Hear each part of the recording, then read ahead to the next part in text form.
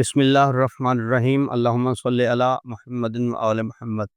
بہت زیادہ سوال پوچھا جا رہا ہے کہ کیا اسٹیل کی چھری سے قربانی ہو جائے گی؟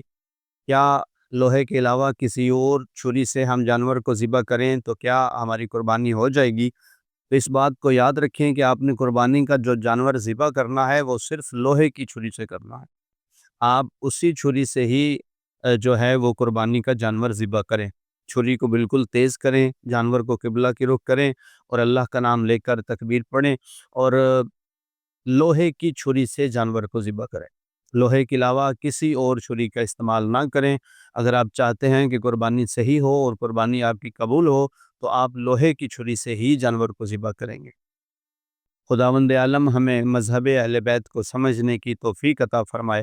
والسلام، اللہم صلی علی محمد و آل محمد۔